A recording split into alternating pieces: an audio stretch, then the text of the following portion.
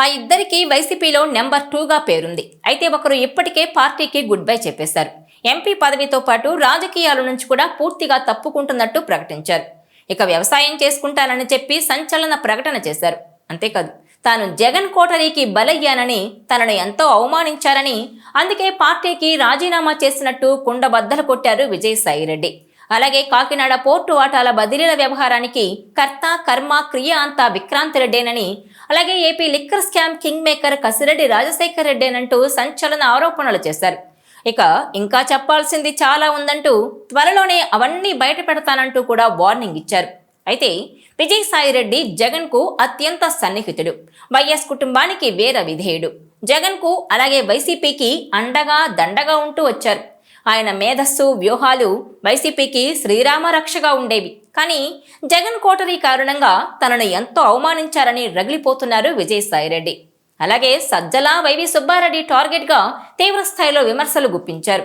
ఈ నేపథ్యంలో పొమ్మనలేక పొగబెట్టినట్టు సాయిరెడ్డిని పంపించేశారు కదా. ఇక సజ్జలను ఎప్పుడు పంపిస్తారంటూ అధినేత జగన్ పై ఒత్తిడి తెస్తున్నారట పార్టీ శ్రేణులు. ఎందుకంటే గత ఎన్నికల్లో పార్టీ ఘోర ఓటమికి సజ్జలే కారణమంటూ కేడర్ ఆగ్రహంతో ఉంది. ఆయన వల్లే పార్టీకి దుస్థితి వచ్చిందని ఫైర్ అవుతున్నారు. విజయసాయిరెడ్డి సహా పార్టీ శ్రేణులెవ్వరినీ అధినేత దగ్గరకు వెళ్లకుండా తమ సమస్యలు చెప్పుకోకుండా చేశారని, అందుకే నియోజకవర్గంలోని సమస్యలు వాస్తవ పరిస్థితులను అంచనా వేయడంలో ఫెయిల్ అయ్యామనే ఆలోచనలో ఉన్నారు వైసీపీ కేడర్. పార్టీ ఓటమికి సజ్జలే కారణమని స్వయంగా ఆ పార్టీ నేతలే చెప్తున్నారు. మరోవైపు సజ్జల సలహాలతో ఒక్క జగనే కాదు, పార్టీలోని ఎంతో మంది నేతలు నిండా మునిగిపోయారని ఆవేదన వ్యక్తం చేస్తున్నారు. ఇక లేటెస్ట్గా మాజీ మంత్రి విడుదల రజనీ కూడా ఆయన సలహాలను పాటించే ఇప్పుడు కేసుల్లో చిక్కుకున్నారని అంటున్నారు. అలాగే నటుడు పోసాని కృష్ణమురళి కూడా పోలీసులకు ఇదే స్టేట్మెంట్ ఇచ్చారు.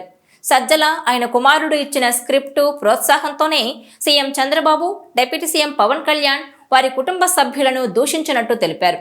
ఈ నేపథ్యంలో ఓబులవారిపల్లె పోలీసులు వారిని అరెస్టు చేసే అవకాశం ఉండడంతో సజ్జల రామకృష్ణారెడ్డి, భార్గవరెడ్డి ముందస్తు బెయిల్ కోసం హైకోర్టును ఆశ్రయించారు.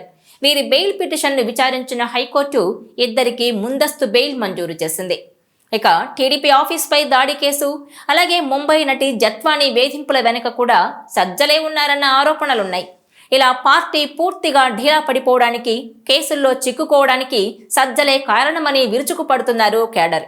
అందుకే ఆయన్ను పార్టీ నుంచి పంపించాలని అధినేత జగన్ పై ఒత్తిడి తెస్తున్నారట శ్రేణులు.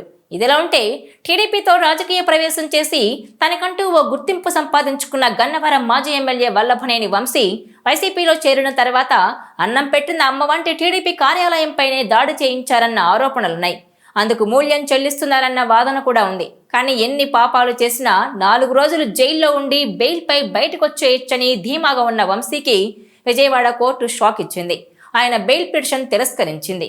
దీంతో హైకోర్టుకి, అక్కడా లభించకపోతే సుప్రీంకోర్టుకి వెళ్లాల్సిందేనంటున్నారు. అంతవరకు వంశీ జైల్లో గడపాల్సిందేనంటున్నారు.